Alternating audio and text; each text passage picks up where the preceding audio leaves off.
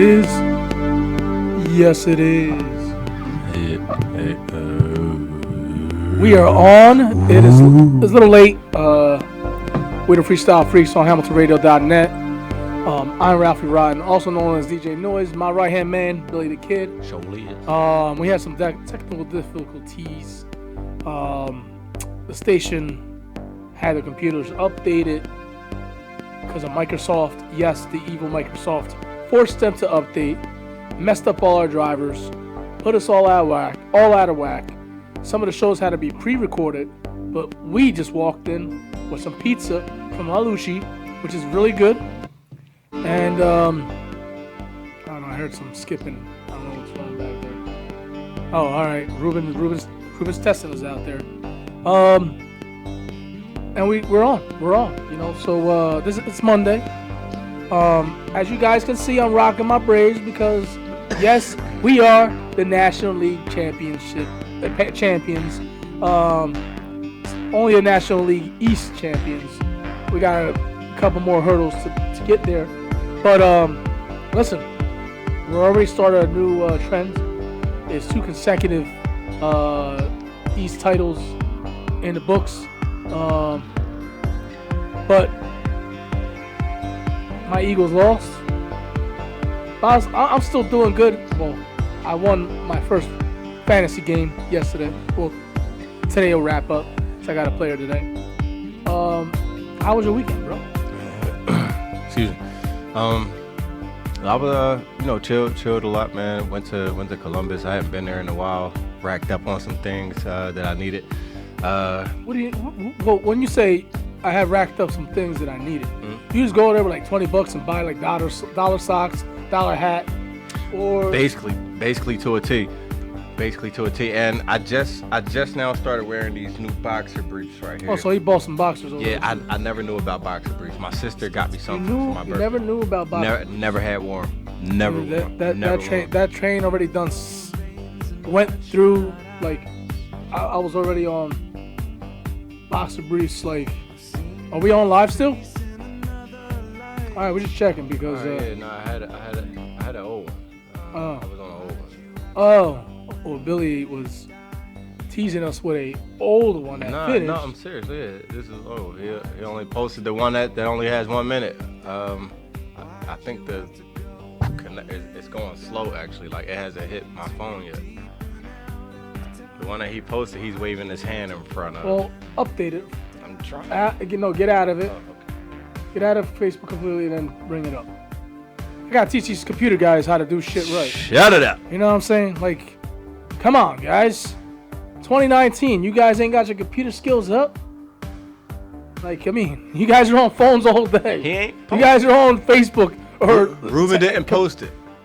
Oh, he didn't post it. Ruben, you didn't post it on Facebook? No? No, you didn't. How long ago? Let me go to, you know what? Let me go to your page, bro. I'm going to your page. Sorry, everybody. I got it.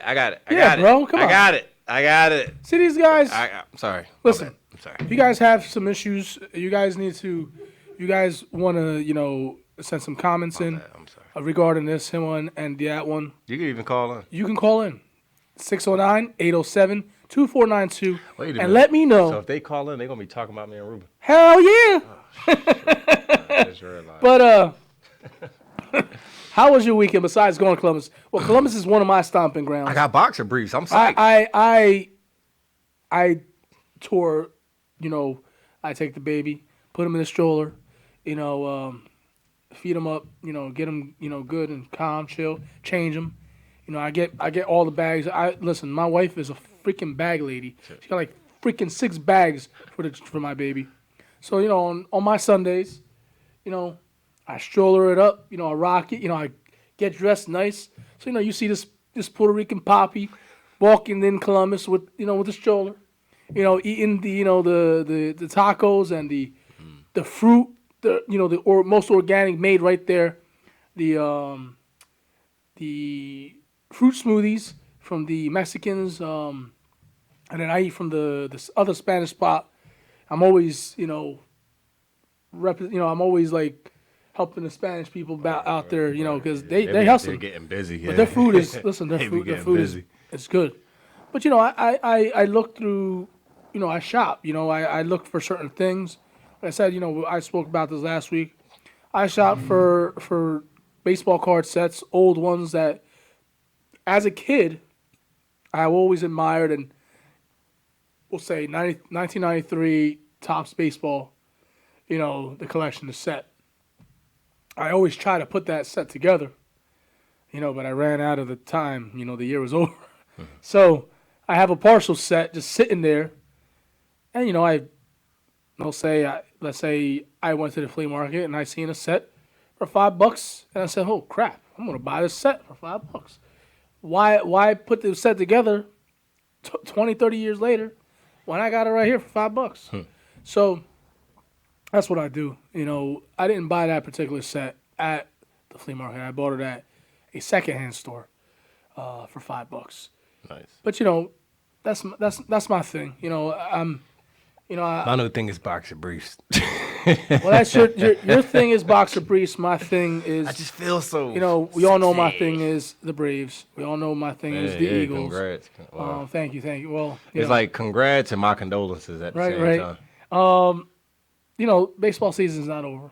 Football season just started. So I personally, I've lived to see an Eagle ring, and I'm not shitting on my Eagles, but I would rather see my Braves win a World Series, because last time they won it, I seen it. I was a kid, 1995, almost 25 years ago. Yeah. You know what I'm saying? About 25. So 100 and something, 150 something games, I think. 100.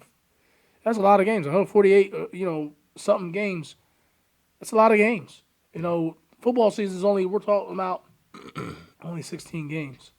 They're hard contact games, but you're talking about hundreds of games that these players play. And listen, my team, win or lose, my team has had a hell of a year. Some breakout seasons for some kids.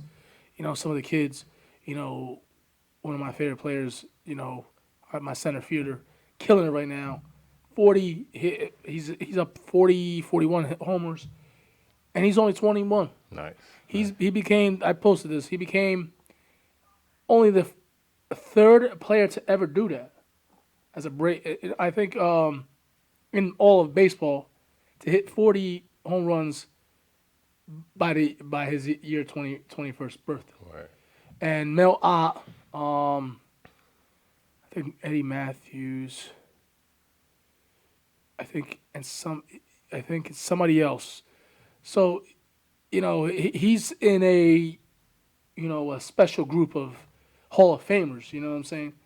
And he's now trying to get a couple more stolen bases. So he could be the first to ever hit 40 home runs and steal 40 bases.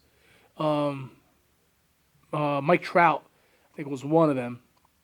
So when you're speaking in, terms of Mike Trout, like Barry Bonds, we're talking about serious Hall of Fame players. Even though neither of them is in it yet. Trout not yet done playing his career. Bonds is always going to have that asterisk because of the Balco and steroid era. But to me, speaking about baseball real quick and fast, we're going to move this fast.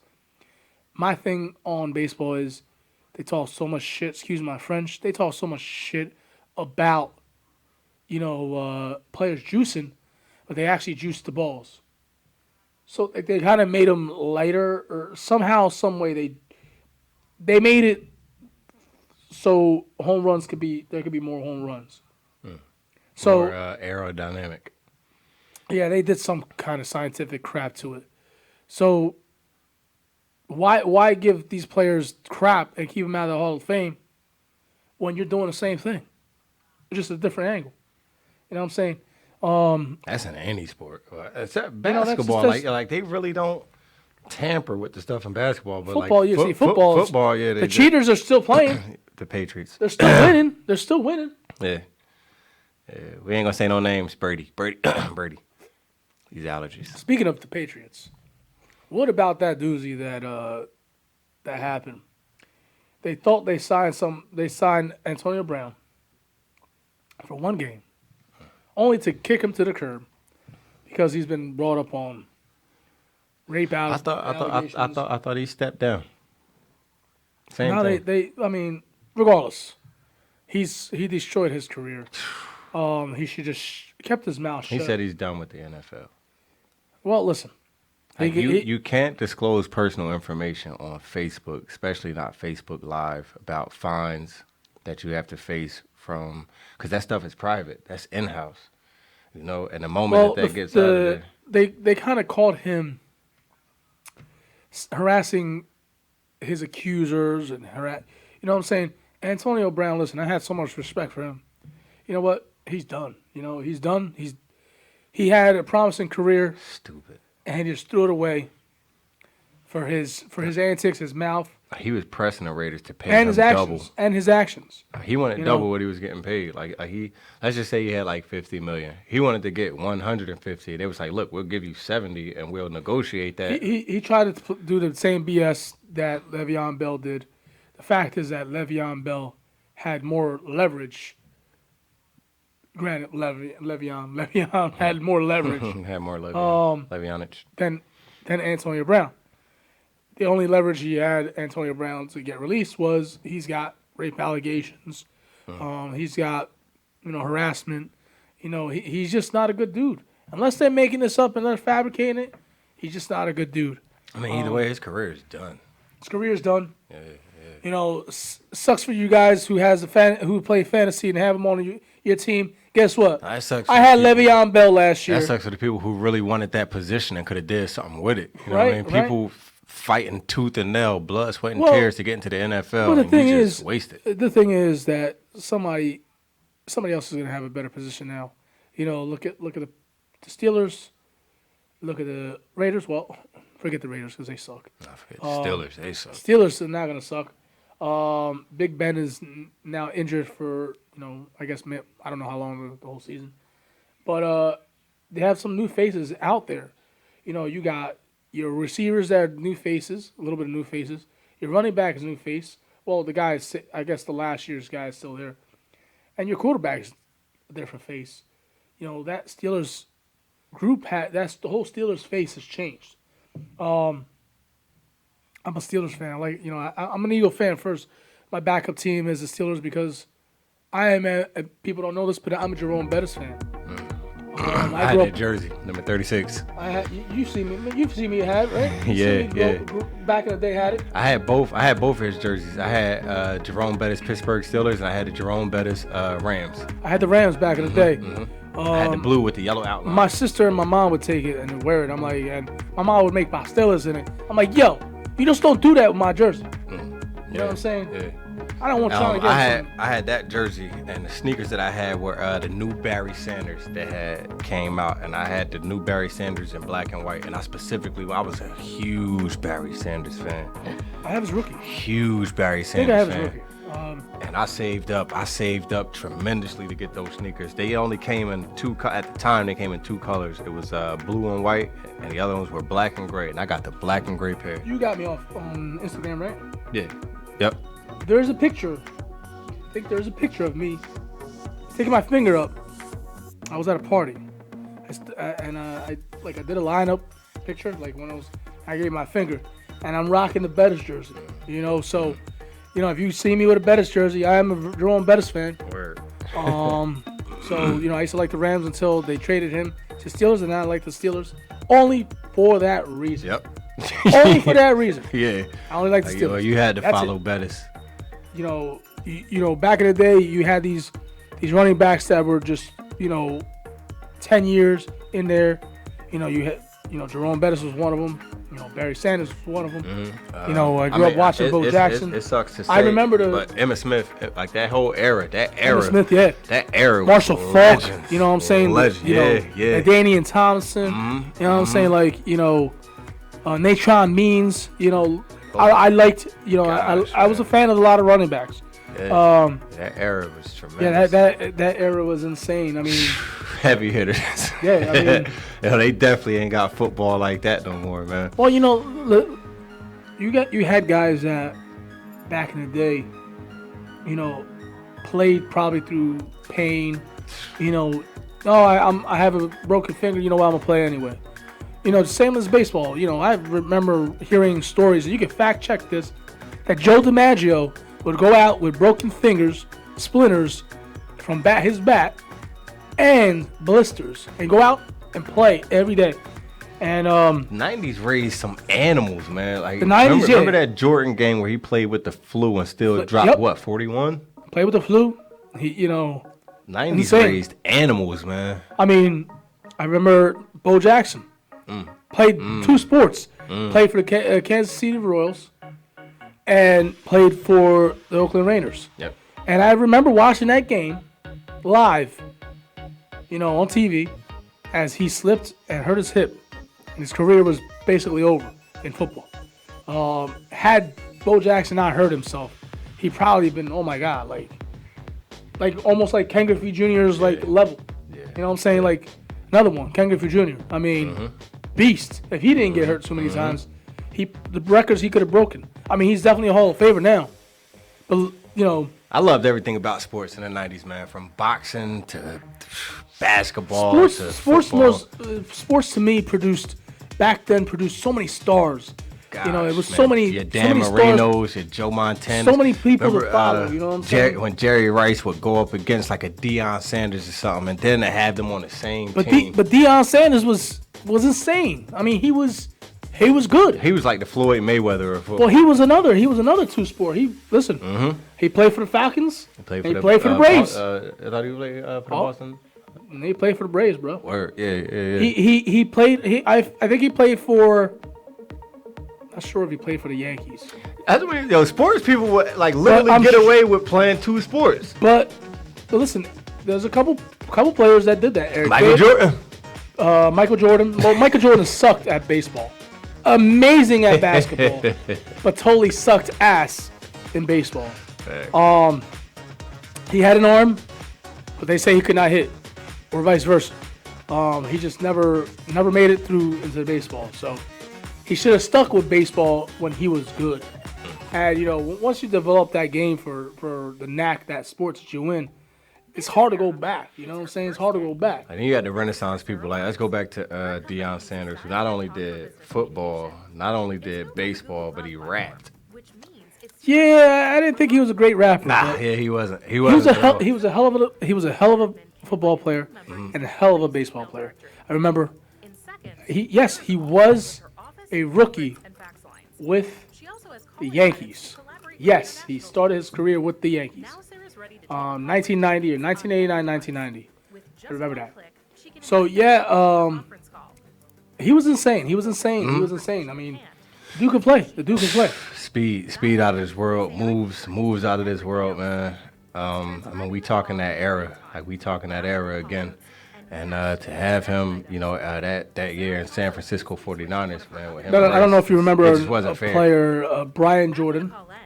Brian Jordan, people don't know who Brian Jordan is. He also played for the Falcons and played for the Cardinals and the Braves. So not a two-sport player. I think Eric ain't too much of that going on these days. So. Well, I mean, in a way there is, because there is a player on the Angels that goes both ways. Not like that. I'm talking about he pitches and he hits. And he hits. He's good in both. And he could play position. The game now is looking for players like that. You know what I'm saying? That can play multiple positions. Hey, Ruben, you got to fix our music there. We got some talking in the background. We got to these days where somebody crossed over in sports. I think the last one was Floyd Mayweather or Conor McGregor. Both of them crossed, right? Nah. Conor crossed mainly because he went to boxing. And he was completely out of his element, weight class and everything. Listen, I gotta say something. You can't not use that as a crossover because he didn't stay in it. He stepped over. He took the L because he was getting paid.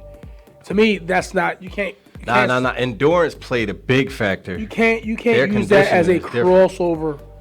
You know, he crossed over. It was kinda, I mean, but it look wasn't really. at Ronda Rousey. She crossed over to wrestling. You know what I'm saying? But it's almost the same thing. Brock Lesnar, that was another one. Kurt Angle. And we can't use The Rock becoming an actor because Nah.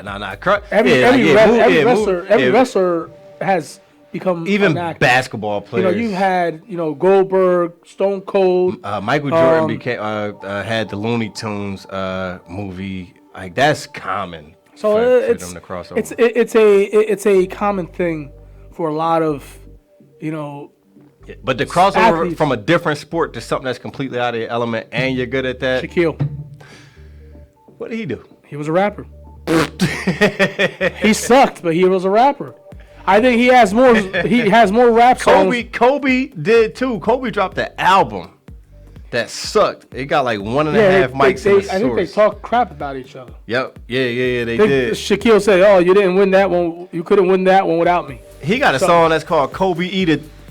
Beep. Kobe Eat It. Beep. Kobe Eat It. Beep. Kobe Eat It. And now he's all over TV. Every time you turn on TV, he's on this commercial, that commercial, this commercial, that commercial. Yeah. He's on the Papa John's commercial.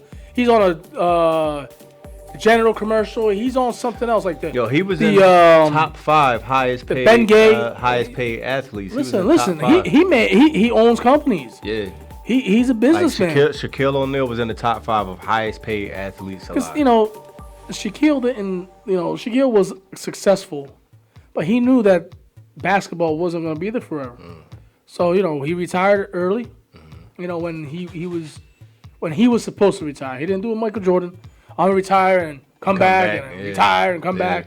He left his mark on every team he played for. He just retired and said, "I'm done." And he was already investing. You know what I'm saying? He was already investing. You know what I admire the most about him? Like he realized that, Jersey boy. that people were dying over Jersey sneakers. boy. Yeah, true. Newark. Newark. He realized that kids were dying over sneakers. And that a lot of people worked hard and couldn't afford these $100-something sneakers, and he made his sneaker affordable. I think I have a pair somewhere. People. I think I have a pair of white Shaquille I respect him tremendously for that. Like that I had a chance to buy a pair. I don't know how long I had them. I don't know whether I think I still have them. Not sure. I don't know if I've sold them or somebody just threw them away. And I respect him for that, man. That's major. I had a pair for a good 10 years. It was the first basketball sneaker that I bought in a while because I said, "Yo, I respect it. He ain't selling a sneaker for about $200." Yeah, exactly, man. You go to Walmart, get them for like $20, $30. They Shaqs, they Shaquille O'Neals. But sports, who could have guessed we're talking about sports tonight? But we are going to speed it up and move off from sports. My weekend was a weekend. I worked Friday. I worked Saturday. Was home with the kids, so I basically worked Sunday. Saturday, Cooper's had an amazing show they put on. Well, it wasn't Cooper's, but it was a promoter put a good show on, and it was you had George Lamont, you had Payne, you had my boy Jaquan and the Nasty Boys. You had I think you had a couple more artists. I'm not sure, but it was a nice show. It was nice, nice atmosphere, nice vibe. Seen a lot of people I knew. It was a good night. I had a couple pictures I got to post up yet. I've been really busy, so I haven't had a chance. It was good. My weekend just came and go. Saturday I worked like I said. It was a good time. But I'm gonna touch base. We're gonna talk about something. We're gonna talk about some crazy. Let's just cut to the chase. We're gonna talk some crazy shit right now. We were talking about storming Area 51. Yeah, September 20th. We all know that. Listen, it's impossible. What Billy gathered was that Area 51 put a concert on. Smart. They put 2 concerts on. Yeah, right? and attracted 3,500 people. And attracted 3,500 people. And nobody stormed the place. Nobody got killed. Think about it, though. Smart. Think about it. They knew that people were supposed to be storming Area 51 this day and put 2 makeshift stages in the complete remote And had a freaking desert. concert. And had bands up there and just literally attracted people and kind of stopped them in their tracks. Which lets you know that humans are so stupid. You know, but they really just want to have a good time. But that idea was stupid. That was dumb because the hashtag was they can't stop all of us. Oh, they'd stop a great deal of y'all, trust me. Listen, they got weapons that you've never seen before. Smoke bomb. Yo, listen, they might have a grenade that just let out 1,000 tasers. Everybody gets tased. Listen, we talking about Area 51. And be careful what you ask for. Because the moment that you bust through that gate and you go through there and that dude from the Predator come out with the open mouth, yeah, don't come crawling back to us. Like Independence Day. Remember when they caught the alien and he's in and they're touching him, and the doctor, weird looking doctor with the hair, comes out. He touches him and he catches him, and next thing you know they're shooting at the thing, and he's got him. He's talking through him. Yeah. You know what I'm saying? Listen, that's Area 51. You want to go storm that place and you want to encounter that? Hell no. You understand me? Listen, leave them alone. When they say don't come here, I'm not going there. It's restricted for a reason. It's like the White House. Can you storm the White House? Some people have tried. Would it be your smartest decision? Some people have gotten close, but it's impossible. It's like, hey, it's like I want to go out of space right now. Hey, it's impossible. They called it alien stock, you know, for like Woodstock, whatever. They called it alien stock, and one concert attracted 3,000 people. I and the other did that one shit. attracted. We should have flew out there. Bands capitalized. We should have had our own concert out there and said, you know what, this is what we're gonna do. No, they really capitalized. Alien Fest 2019. Especially vendors. Like, listen, if y'all knew about that and y'all was in on it, and as vendors, y'all was just like, look, we know that they're going to storm it. Let's just sell them a bunch of Avon Tupperware and makeshift jewelry. They made a killing that night. Let's draw some aliens on that shit. Yeah, they made a killing. All you had to do was just make a T-shirt with an alien on it, and you sold out. You made a killing. So I think that was real smart, man, on behalf of whoever was involved. Whoever did that. Whoever put that together. The aliens themselves. They use brain waves and mind control. Because that's crazy. Because this thing was set up years in the making. And the due date was September 20th. More than 3 million people were expected to pretty much start, because everybody shared it, they liked it. It was an event page, 3 million people that it maxed out to. And for the people that were headed that way on that in particular day, showed up to a makeshift stage with bands playing, and it just stopped them right. Kudos to the That's ones amazing. that got to the door and got shot down. Dude. Kudos to the ones who promoted a show and made a killing. They were on their way to go storm the gates. They're like, wait a minute, is that Bob Marley? Wait a minute. Oh, no. What? Not Bob Marley. No, Bob Marley's dead. You know they were playing this music.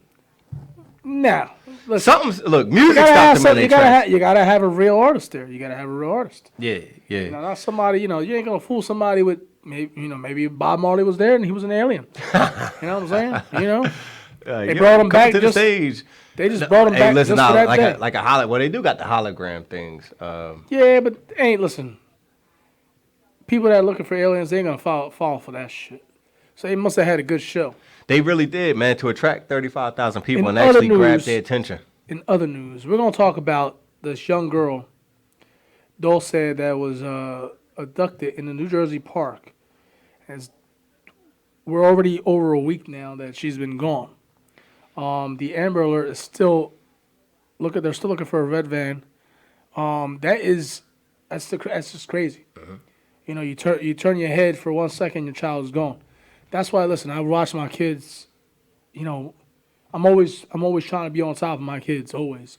That's out of control, man. The sex trade thing and organ stealing too. The one little girl, the one young girl that was supposedly vanished from Burlington County. Mount Holly. Yeah. She was found in Philly.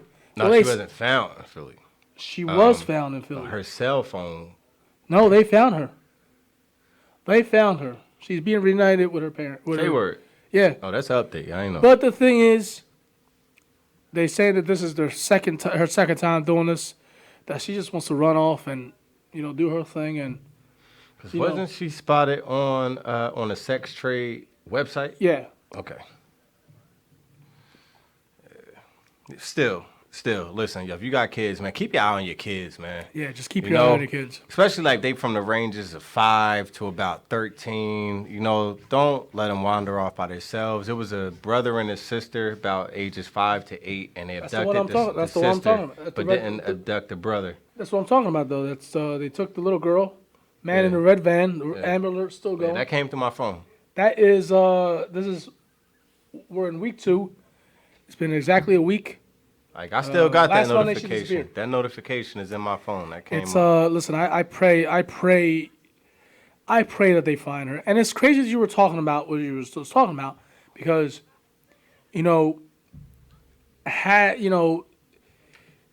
America has this miscommunication on when people are missing.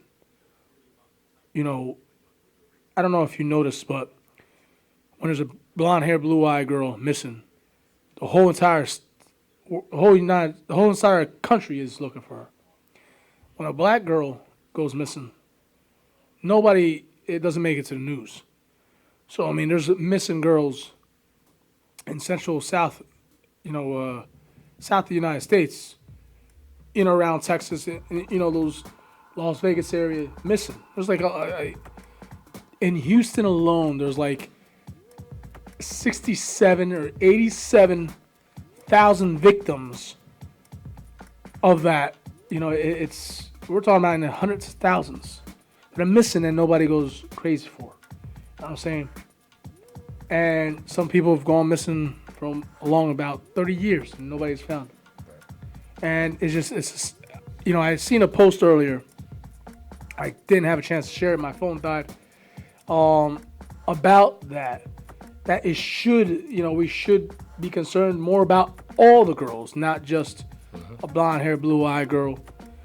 All our women are precious and important to us. We should look for all of them. Cause I don't trust nothing. Like, don't look at my kids too long. I'm paranoid. That's how I am. Saying? Like to actually check somebody, because you got dudes out there, man, that they're sick. They actually think that way. Listen, you got the smallest window grace period with me. Like somebody checking, especially if you checking out my daughter, I'm gonna read myself my own rights. Go ahead, throw me in the cuffs. I got the right to remain silent. Trust me, I know what I did. I was there when I did it. I'm a spaz. But at the same token, listen, you gotta be hands on with your kids. You messing with my kids. Check they phone stuff. You know what I mean? Like all that Instagram stuff. Now I don't feel like my daughter is. My daughter's not on Instagram. She's on Facebook. But she is. I'm quite sure you watch over it. Only, yeah, we kind of monitor it. The wife and I kind of watch it because it's real shit. That's because, man, especially like in households like ours, there ain't no knocking on no damn door. What? I'm not knocking on no door. It's my house. You know what I mean? The moment you complain about it, you'll mess around and come home from school, no door, completely off the hinges. I'm the type, man, like. If my kids stomp up the steps, they go doom, doom, doom, doom, doom. I let her do a grace period. I let them get nice and comfortable, settle down, watch TV. I go, now come back downstairs. They come back downstairs. I go, now walk back up again, and I better not hear it. Well, I thought I was the same way. I hear my daughter jumping, and I'm like, don't jump. Oh, shit, sorry. What the hell my phone do to you? Sorry, phone. Sorry, Obama phone. But, I'm the same way. Especially when my kid is bullied. I go into the school. Me and my wife go into that school, and we demand to speak to the principal. And we sit down. Last year we had an issue, and we sat with the parents, and I kind of felt like I got somewhere. You know what I'm saying? Because I spoke, and I spoke directly to the students involved, directly to my daughter, directly to my wife, directly to the officials, the principal, whoever else was there. And then the parents, they heard me. I said, my daughter should not be chased or bothered. You know what I'm saying? I said, listen, I can kick people's asses, but I Who am I gonna try to kick a kid's ass? I can't do that. So next time it happens, I'm gonna do the right thing. Either if I can't come here, I'm calling the cops and I'm gonna press charges on you parents. And they look at me like hell yeah, try me. I mean, I'm super mad because I don't feel that bullying thing anyway, but let alone jumping somebody. Like, I'm not with jumping anybody. See, I get that bullying thing because, you know, the wife was bullied. Me, as a kid, I was bullied a little. You know, people don't remember me in Cara Robbins, but in Cara Robbins, I was hit with kids, little black kids, and I remember this perfectly. Little black kids would take rubber bands and put paper clips and hit me with them. And that shit would hurt. Mm-hmm. Shit would hurt. You know, I'm not going to say what got me kicked out, but I picked up the desk and threw it at somebody. Listen, I was 5 years old, 6 years old. I didn't know any better. But I got kicked out of school because, you know, one person, you know, can't take it no more until you just blow up. Say, you know what? I got kicked out of school. You know, I didn't tell them why, you know, I blew up like that, but I was in a snitch back then. Just kept I said, you know what? I'm out of here. I don't have to deal with these people. I went to private school, you know. I got messed around. I beat the crap out of people in there too. Yeah. But you know, I guess the reason why I was who I was back then is because of how I was treated. Mm-hmm. You know, listen, my father left me when I was a kid. My mom went to prison for a little bit. People don't know too much of that.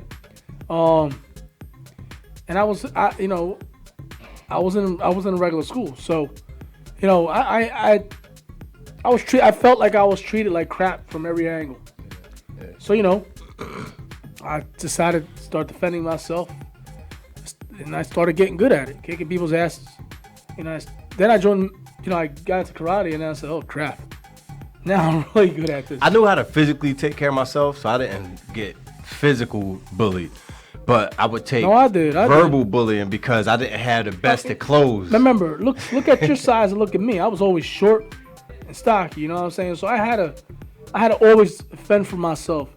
And, you know, as a kid, now, you know, I'm just, you know, I don't play that shit. You know, like, you're gonna bother me, you're gonna test me, you might get your ass kicked. Getting bullied is how I got one of the main reasons why I'm in comedy. You know what I mean? Because I could get physical with you, but I didn't know how to take insults. But I also knew better not to fight because you insulted me. So I would take that a lot because like, look at your clothes, and it wasn't name brand, and I would get so mad to the point where I wanted to fight, but I'm like, I don't have a reason to hit you. So I got to learn how to do what you're doing, but I just got to get greater at it. And I'll never forget, my boy, Corey Henley, man, wound up becoming a real good friend of mine. And he would get me, whether I was with my mom, bringing in groceries, coming from church. It didn't matter. He would get me. And I would try to cross the street, and he would cross with me. I couldn't avoid him. One in particular day, you said you get tired of it, and enough is enough.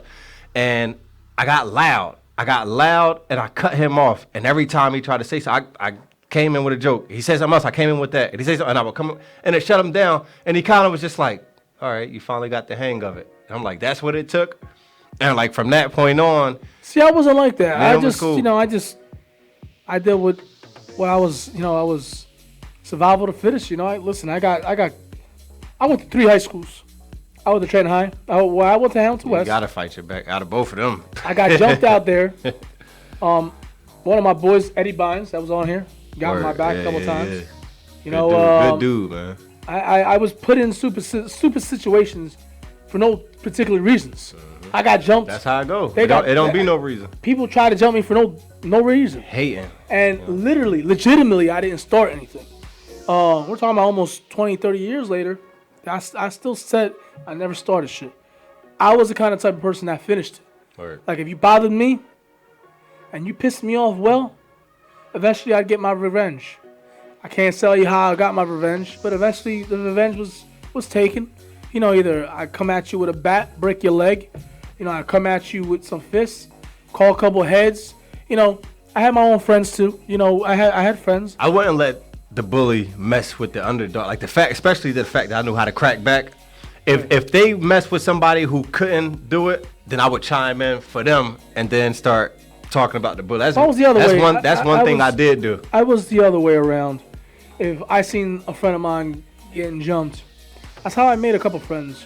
And y'all can fact check this. Y'all can call me right now, and you can tell me if I got your back a couple times. There's a couple people in high school that people just was trying to jump, and I would jump in because I was that kind of person. I was always. I wasn't. I was always trying to be a lover, not a fighter. I was always trying to get people's back. I was always trying to get people's back. I know both sides of that fence. I know the lover and the fighter because I remember me, you, and your ex-girl used to have to walk home from school to pretty much protect each other. Yeah. From a lot of the beefs that was going on around there. Nadia at the time. Oh, my bad.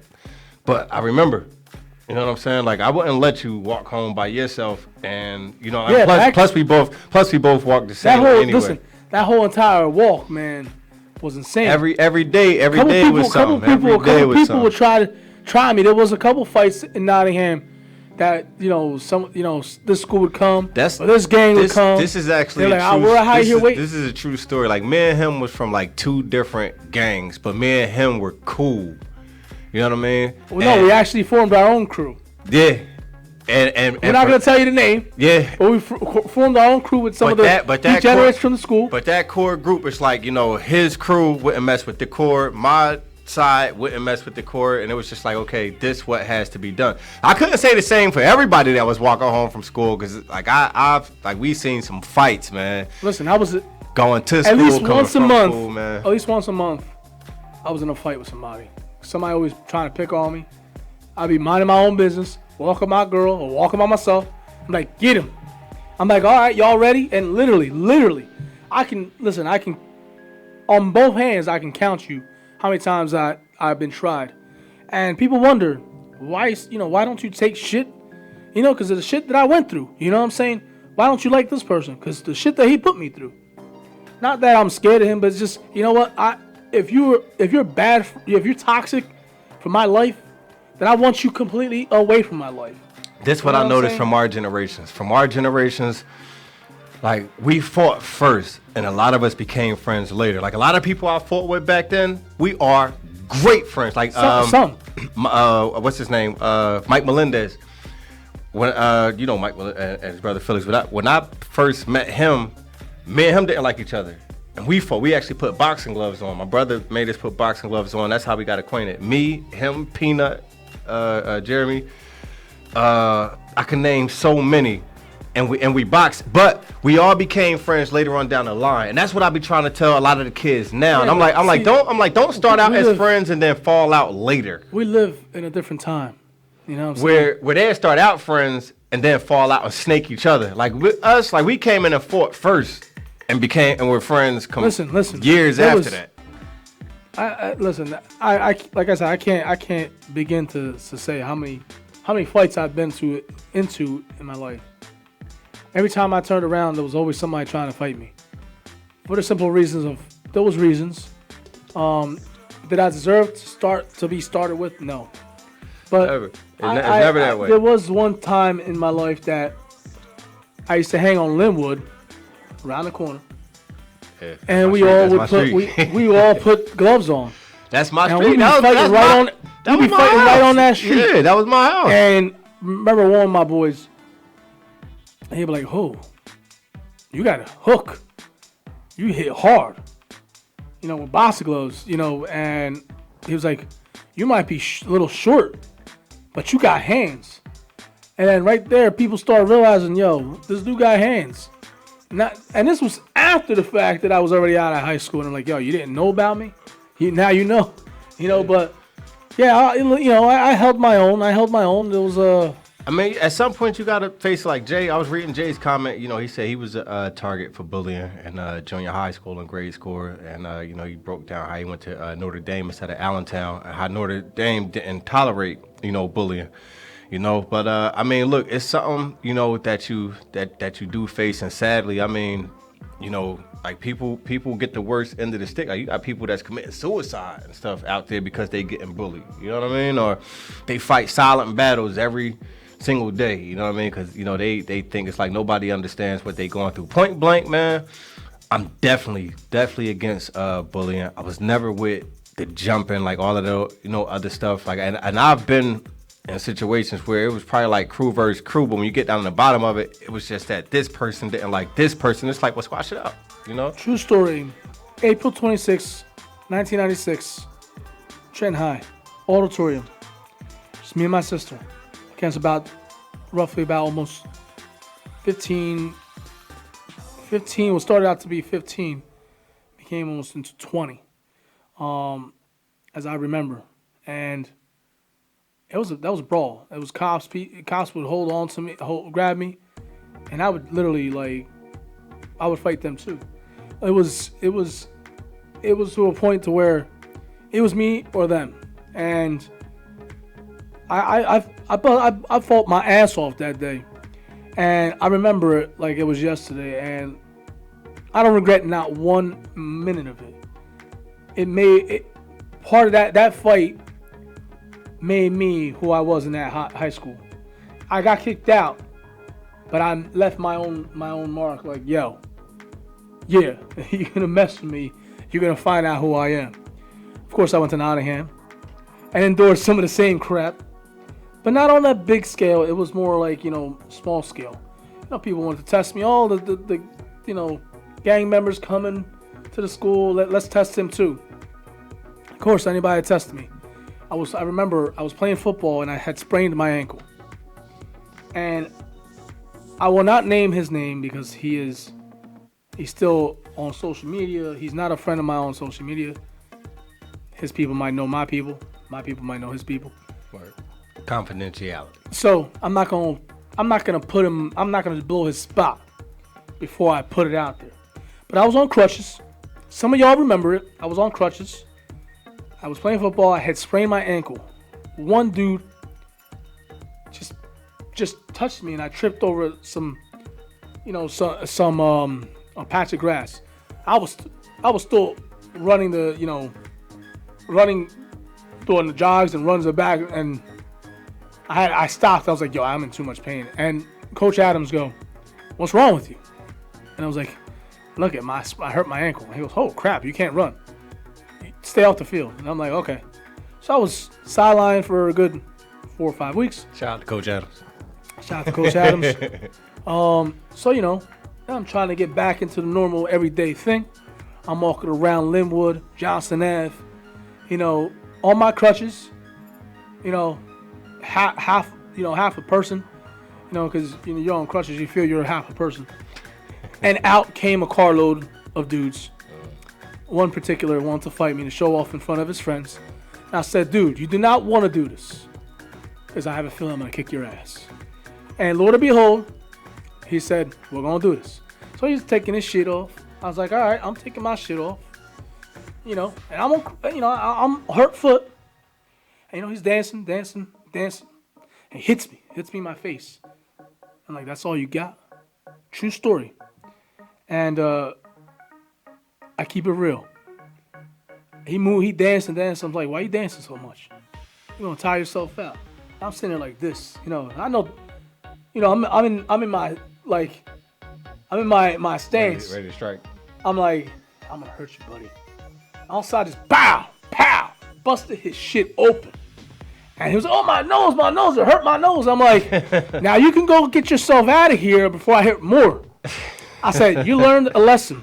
Yo, listen, man, you got beat up by a dude with 4 legs. Well, 2.5. No, I put the crutches down. Yeah. I was hobbling, and pow. Gotta be careful. Be careful who you run up on, man. Especially when when you have hands and martial arts. Listen, heart is heart. You know what I mean? Like, it don't matter how big you are. It don't matter how smart you are, man. Like, it. True story. It's the heart that's in the 1,000%. That was on Johnson Ave in front of the Office Cafe. Right near the old Eckerd.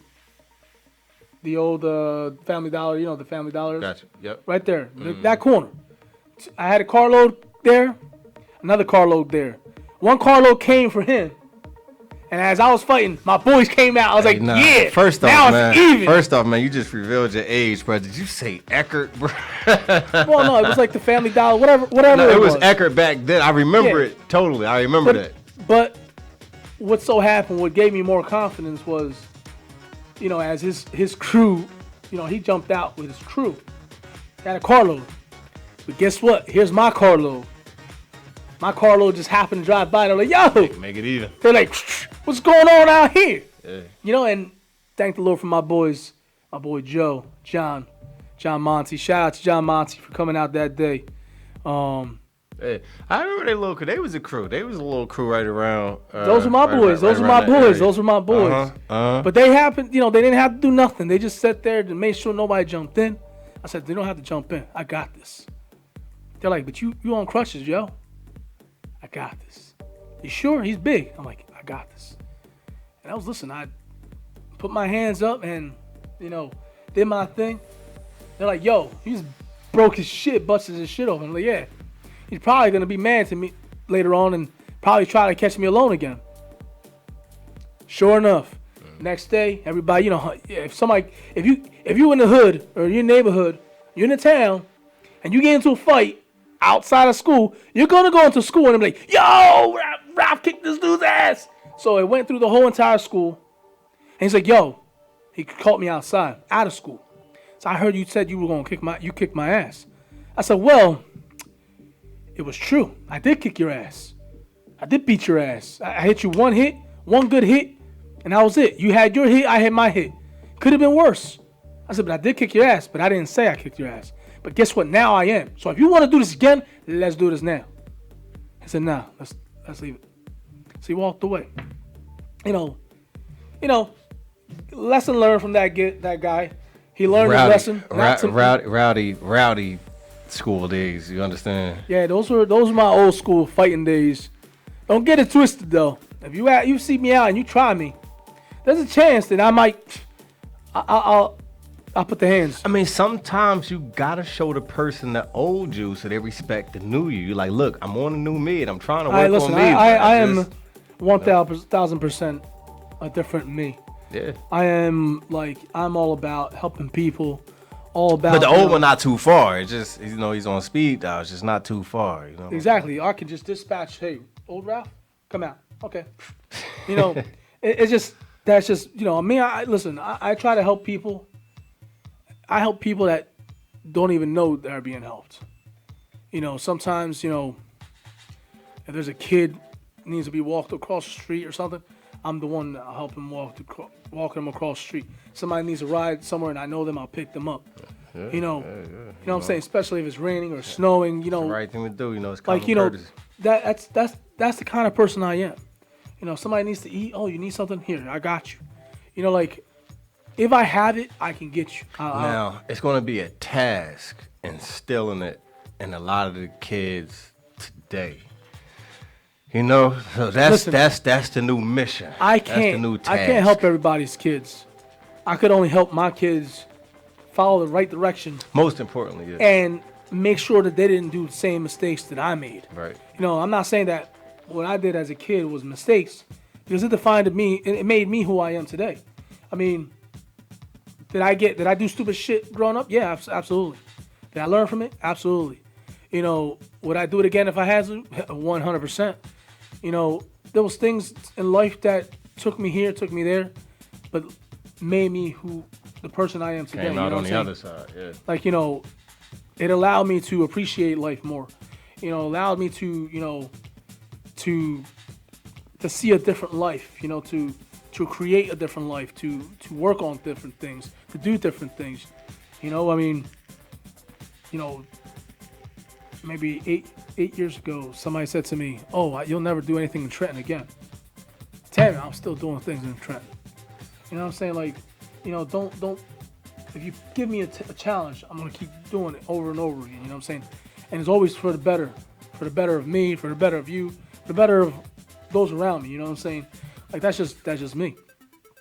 I mean, I don't know if I'm just rambling, but no. You know, just. I mean, I want to make sure that in hopes that radiates out to somebody else. You know what I mean? Because like you could pick up on another person's energy, like when they come around. That's why they say real recognize real. You know what I mean? So it don't take to have you in a room all day to see how you are. You know what I mean? How you will stand up, what you will stand up to, the stuff you tolerate, stuff you won't, tolerate. I mean, because and it's crazy you mentioned that because I've been put in positions in particular situation that I could have handled them differently had I not been I am now. You know what I'm saying?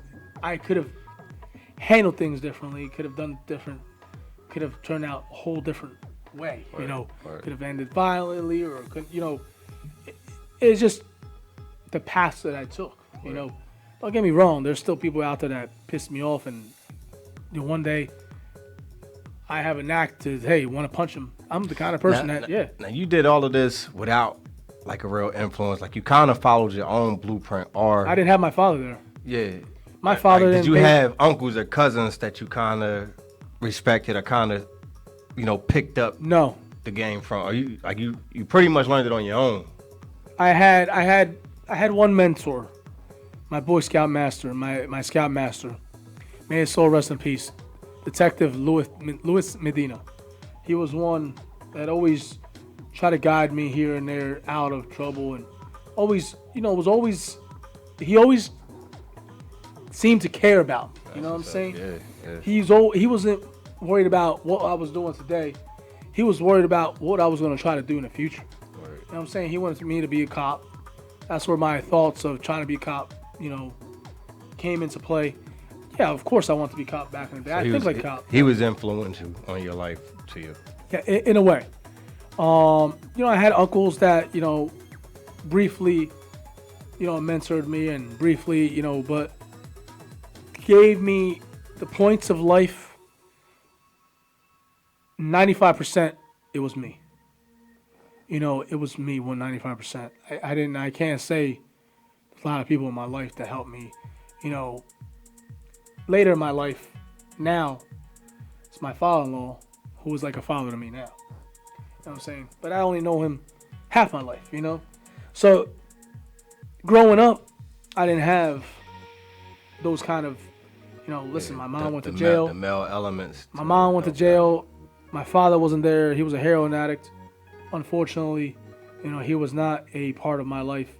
He popped in and out, sad.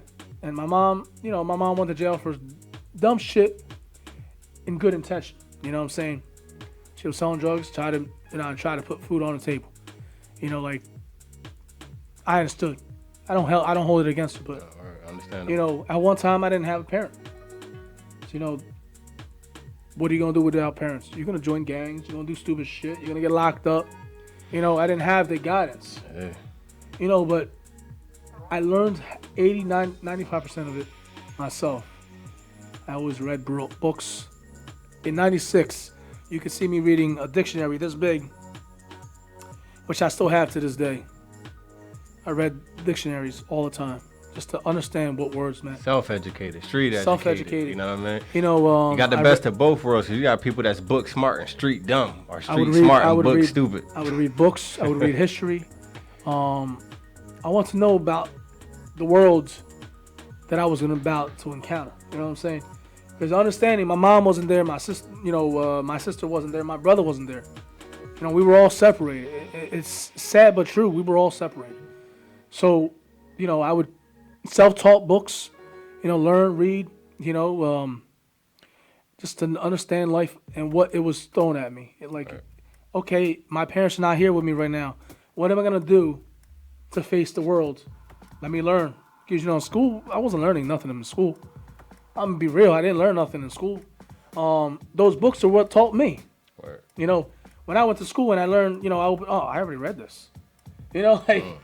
I was in history class getting A's and B's, in high school.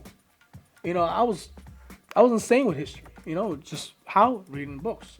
When the teachers would tell me, oh, don't go ahead. I was that one going ahead. Still going ahead. He's on chapter 1. I'm on chapter 10 already. You know what I'm saying? So I would go ahead and read more.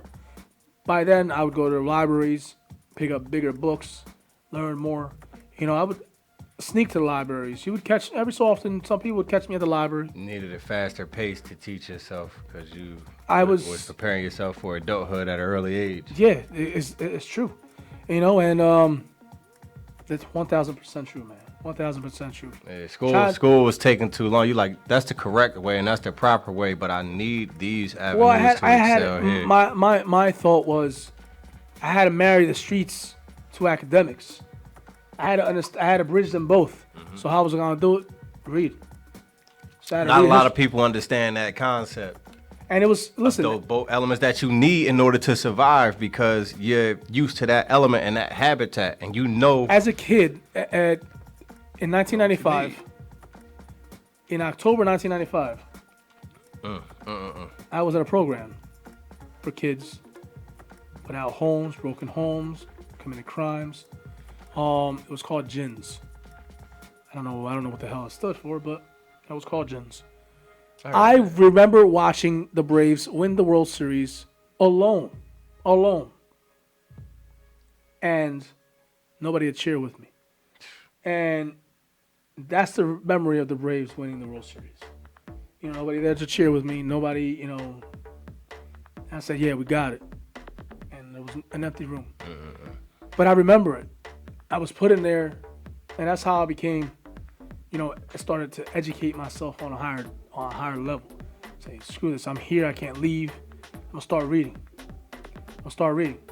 And people were like, yo, why are you so smart with this stuff? I'm like, I educate myself. People didn't understand the concept of educating yourself. Me, I was already on a different wave than your typical 16, 17, 16, 15-year-old at that time. I was on a different level. You know what I'm saying? And I wasn't even a college student. You know what I'm saying? I was able to answer college questions and not being in college. You had to. Shit, you know, so parents yourself. And that was my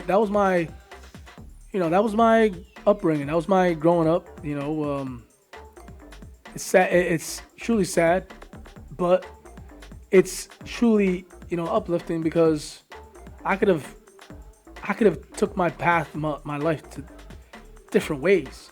Clearly, you did. But I'm here. I'm here today. God sits on my shoulder, like he sits on it all the time, watching me, guiding me. You know, I'm blessed. You know, God allowed. You know, with the help of God, I'm sitting here telling you this story today. You know what I'm saying? Like I really wish I could write a book and just tell all my ins and outs of how I got thrown into, you know, the Ewing Juvenile Detention Center for supposedly stabbing somebody. And I didn't. And I was just thrown into this cell for no reason. And the guy completely fabricated it because he was racist. And you're stuck to hold that L, not just through your juvenile years, but through your adulthood. That follow you for life. No. You know what I mean? It could follow me for life, but I didn't let it. Word. You know what I'm saying? I didn't let it follow me. Well, yeah. You ain't let it consume you, but exactly. it exists, you know. It's no, but there. I was vindicated. I was vindicated. Word. And I was, you know, it all came out that you got exonerated. I was innocent. So that's a good turnaround for it. I'm sorry, I didn't let negativity, you know, trouble always try to find me, but I was always trying to sneak away from it, trying to get away from it, you know.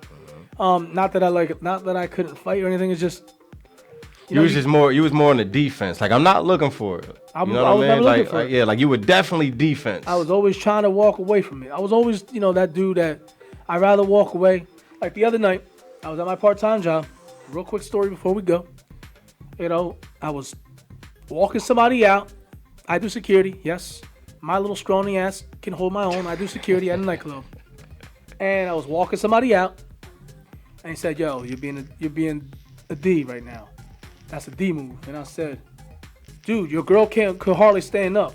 How's that being a D move? How's that being doing a D move? Yo, I'm getting her out of here safe. What's best for you. I'm doing what I'm getting paid to do, to looking out for both parties. Mm-hmm. Get her home. Oh, you're being a D." I said, "Dude, then I'll be a D. They pay me to be a D. That's great. I'm doing my job. See you." So he was like, "Dude, I'll fight you, man." I'm like, "Dude, you don't want to fight me, man. You don't understand. You don't know who I am. You don't want to fight me. Keep going home." He goes, I know jujitsu, and I said, great, so do I, but I know 5 styles of martial arts. And I said, I will kick your ass. Keep going. And then right now, the other bouncer's like, yo, what are you doing? You messing with him? I feel like anybody that know martial art, if they really knew it, they wouldn't have to announce it. I know jujitsu. Yeah, good for you. That's what I did. I said, I do too. Get out. Like, yeah, it sounds like you're trying to convince you. Nice. But made long story short, he went home. Yeah. And another one was being walked out, and I was trying to clear the path behind us. And he was like, come on. He was like, trying to Bruce Lee it, and I was like, dude. Say, listen, man, you had a couple of drinks. Go take a nap. Take a nap. I was like, you have no chance. Just keep going. Just take a nap. Just keep going. Lay down. You'll feel better in the morning. That's what I do now. I try to break fights up, and I try to do the right thing in life. Yeah. Right where you need to be. Serving your purpose these days. I try to help my community in some capacity. Despite ups and downs, I try to do the right thing 1,000%. Yeah, a lot of people that appreciate my intents are always for the better, for the good. A lot of people that appreciate that. You know what I mean? Seen and unseen. Just the fact that you have that mindset, you have that spirit, and you're utilizing your capabilities in those areas that are much needed. I was once told I'm an old soul. I do believe it. I do believe it 1,000%. I believe that I'm an old soul. I have, my work here is not done. I got a lot to do in life. Yeah, of course. I'm still navigating it. It's a tough ride, but I'm navigating it. Like I said, I'm blessed. I'm blessed to be here. Blessed to be able to tell the stories of the old days and interesting. The new days, Interesting. You know what I'm saying? You didn't even know half that. Hey, look, man, I was following your visual. Like you just had a mini movie going on, and I was just part of the audience, man. Listen, I don't even know how the hell we were gonna start talking about this. I don't even know how we got. That was interesting. That was interesting, man. Just like, look, take the wheel, man. Bring us on, brother. But that's. Listen, I definitely want to write a book. One of these days, I'm going to write a book. I kind of low-key interviewed you tonight. Right? Because I found myself asking questions. And before I knew it, it was another question. Because it was like you kind of drew me in. I'm like, well, I need to know what happened after. What happened after that? So you mean to tell me that the person came back with it? It was interesting. It was interesting, man. So, shout out to you, Crazy, man. Right? And your story and your journey, man, because that's inspirational and could reach, another person. And again, I said, you're right where you need to be, utilizing the capabilities that you have, and is so great that you got the best intentions, because a lot of other people with good intentions, especially like law enforcement, can't be everywhere all at the same time looking over everybody, and they rely on people with the good intentions and common courtesy and common decency, upstanding citizens. They rely on that. When I take a fake ID. When I take a fake ID, and I check IDs too, and I'm really, really good at it. I check IDs, and when I spot a fake ID, in about 5 minutes, it takes me about 2 minutes to spot it. By 5 minutes, I'm like, all right, it's mine. And the kid will be like, why can't I have my fake ID? Well, because it's fake. Yeah. First off, Mr. George Washington. Well, what I tell him, if you want your ID, I say, I can keep it. And you can go home, or I can call the cops, and they can come. You can get it from them, and let's see how that works. And they're like, it's not gonna be cool. All right, have a good night. Like, see you later. Look at the ID, Mr. Hawk Hogan. Have a good night. Yeah, I don't even go there. Like, says here, your name is Ultimate Warrior, and you were born in a. I'll tell you one quick story how I caught one.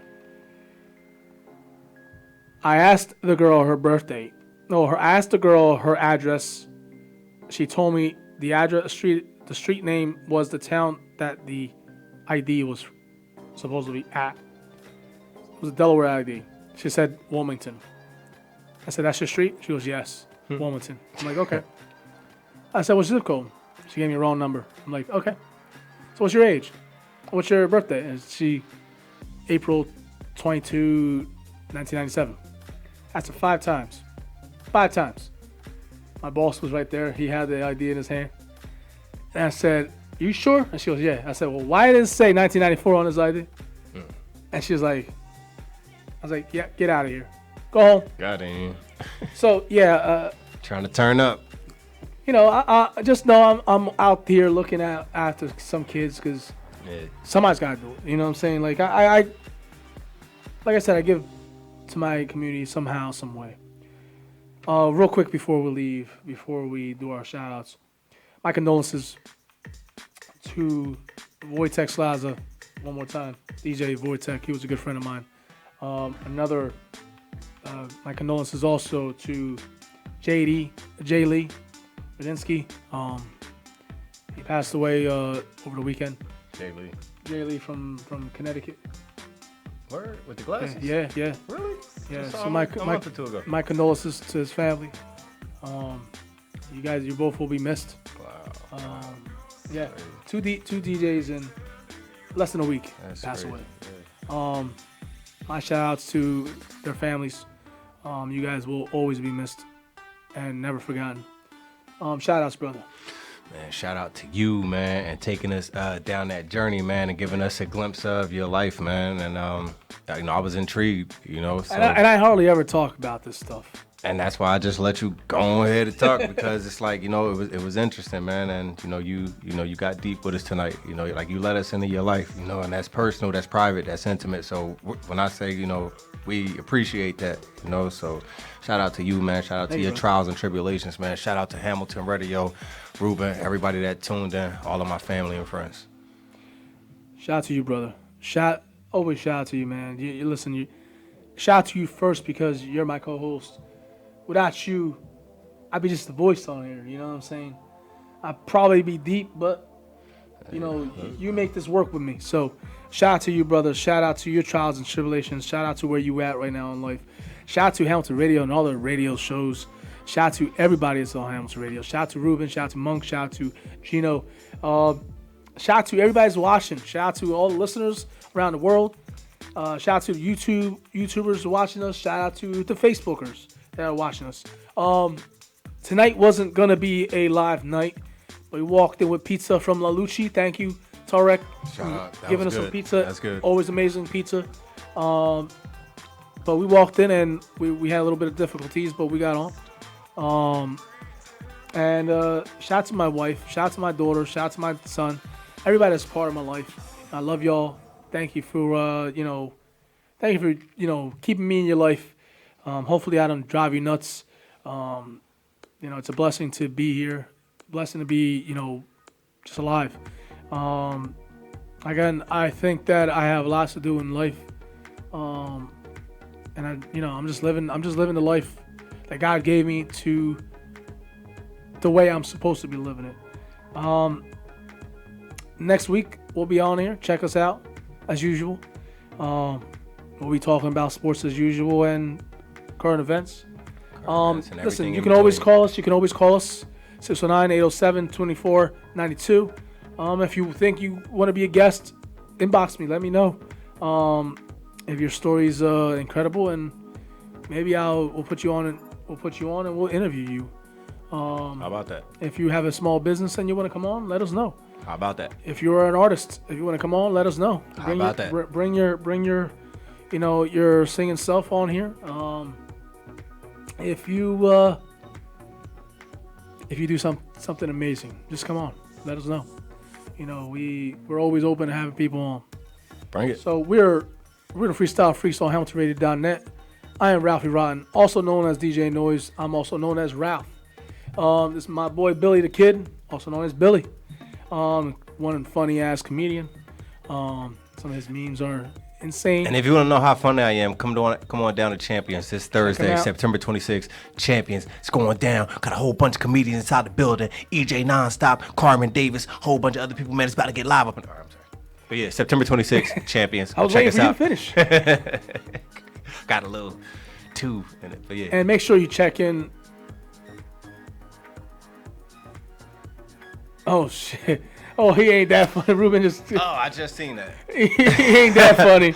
Ruben. Shout out to Ruben. He woke up. Shout you guys out. We're the FREESTYLE Freaks only on HamiltonRadio.net. And we're out. Peace. Good show, brother. Always, always.